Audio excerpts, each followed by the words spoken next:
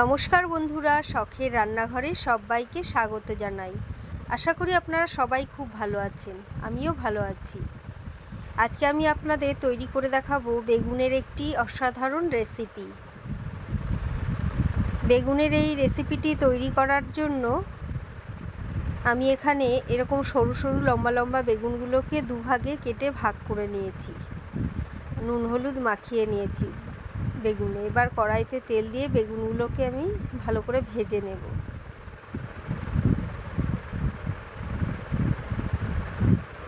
বেগুনগুলো আমার ভাজা হয়ে আছে, এবার আমি তুলে নিচ্ছি। এবার ওই তেলের মধ্যে একটু জিরে ফোড়ন দিয়ে দিলাম, দিয়ে পেঁয়াজ কুচি দিয়ে দিলাম। দুটো ছোট সাইজের পেঁয়াজ আমি কুচি করে রেখেছিলাম, সেটা দিয়ে দিলাম। পেঁয়াজটা একটু ভেজে নিয়ে হাফ টমেটো কুচি আমি এর মধ্যে দিয়ে দিলাম, আর লবণ দিয়ে দিলাম যাতে টমেটো আর পেঁয়াজটা নরম হয়ে আসে। এবার দিয়ে দিলাম হাফ চামচ রসুন বাটা। রসুনটা ভাজা হয়ে গেলে এখানে জিরের গুঁড়ো, ধনের গুঁড়ো আর লঙ্কা গুঁড়ো আমি দিয়ে দিলাম।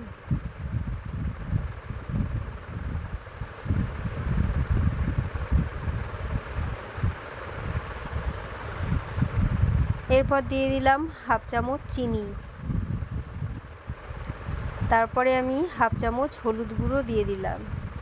দিয়ে মশলাগুলো আমি ভালো করে কষিয়ে নেব, যাতে পুড়ে না যায়। একটুখানি জল দিয়ে ভালো করে আমি মশলাটা কষিয়ে নিয়েছি।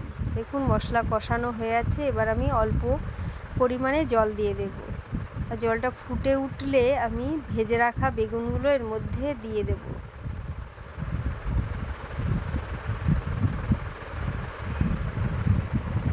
দিয়ে কয়েকটা চেরা কাঁচা লঙ্কা দিয়ে কড়াইটা ঢাকা দিয়ে আমি 2-3 মিনিট রান্না হতে দেব। 3 মিনিট পর আমি কড়াইয়ের ঢাকনা খুলে নিয়েছি। দেখুন ঝোলটা শুকিয়ে গেছে, বেগুনটা আমার হয়েই গেছে। হ্যাঁ, একটু নাড়াচাড়া করে নুন মিষ্টিটা দেখে নিয়েছি আমি, সবই ঠিক আছে। তৈরি হয়ে গেল আমার বেগুন বাহার।